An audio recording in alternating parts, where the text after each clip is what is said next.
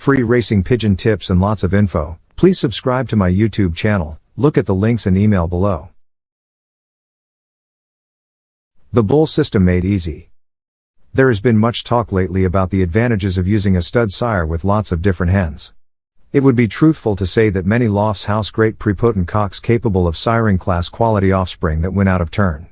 It would be a great idea to get as many young from that one cock as possible, all aged to within a week of each other, thus starting life in the young bird section as a team. This can be quite easily done, and the results can transform your yearly performances dramatically.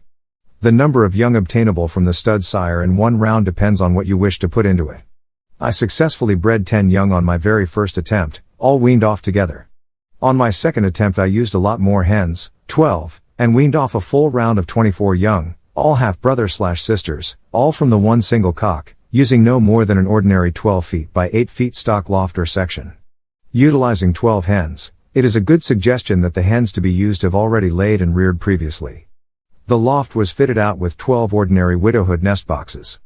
Just about any type of nest box can be used so long as it is impossible for a cock to get in and tread the hen. I then selected on paper the hens in which I wanted to use. The twist here came at this point, as the cocks that were going to be paired to these hens to rear the young as their own would also be the sires to the second round of eggs. So when selecting which cock goes to which hen, make sure you are thinking ahead, as the second round young will also be, as individuals, half-brother/sister to the first round off each hen. The loft itself should be fitted with an aviary where the cocks can be locked out when the time comes. I fitted a simple 4 feet by 2 feet wire aviary and tacked an old curtain to the inside that could be dropped and secured with household drawing pins. In the aviary I placed a drinker and grit and mineral pots. So you have your pairings worked out and it is time to introduce the 12 cocks to their nest boxes. It does not matter which box they take, just allow enough time for them to get settled in.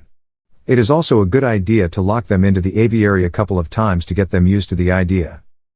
Day 1. On the day you are ready to proceed, make sure that the hens have been well fed and watered. It will work a little better if you introduce the hens later rather than earlier in the day. Feed and lock the cocks into the aviary, then place the hens in the locked half of the nest boxes of their selected cocks. If the hens are fit and ready to pair, they will tell you so without a cock being present. It is a good sign that things will go easy when the hens are very amorous. With the hens secure in their half of the box, allow the cocks into the loft. They perform their usual stuff with plenty of billing between the bars of the partition box. There is not a chance that the cock can tread the hen. Leave the birds like this until morning. Now is a good time for pen and paper, so make sure that you have a clipboard or such in the loft, with the ring numbers and box numbers for all the hens laid out. This will help you replace the hens into the correct boxes until they are fully versed and keep good records of the days to come. Day 2, 3 and 4. The first thing that I check as I walk in the loft is that all the hens are still in their boxes, none having escaped previously. This will be the first item on the agenda every morning for the next few days. If any hens have escaped, it is not a problem at this stage, but you must remedy the situation and prevent it happening again, as it is vital to the purpose of your program. Feed the cocks and lock them in the aviary with their own drinker. Once secure, you can allow the hens freedom of the loft to eat and drink, pick stones, etc. as each hen returns to a box, hopefully its own. Lock her in. When all the hens are back in their boxes, let the cocks come back in. You will get a feel for how things are going at this point. The cocks should rush to their boxes spinning and cooing. Repeat this again at some stage of the day, allowing the hens a chance to stretch their wings, eat and drink and find their own box.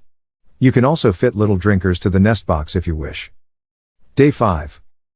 This is the day to introduce the stud cock. The cock I used was 10 years old and I thought this could be a problem, but it turned out to be quite the opposite. This system can work with a cock that is already paired or sitting, but you will get quicker results if he is unpaired. Feed the cocks and lock them in the aviary. Release the hens to eat and drink, etc. Lock all hens back in box. Bring in the stud cock and release him into the loft. He will strut his stuff and the hens will respond from the boxes. Allow the stud cock to roam around. He will fly up to many of the hens introducing himself. They will all respond to his attentions. After 10/15 of a minute, release the hen from the first nest box. In no time at all she will get down for the cock. As soon as the deed is done, get the hen back in her nest box and remove the cock. Mark down on your record sheet a note alongside the hen's ring number that this occurred. Place the stud cock back in his own section. Rest for 30 minutes and repeat with the second hen.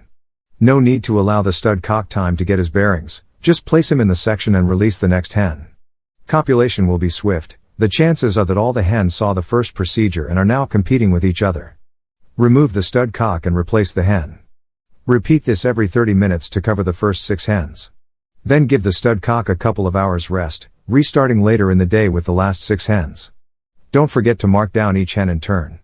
If one of the hens refuses to mate, make a note of it, as she will be the first one the next day.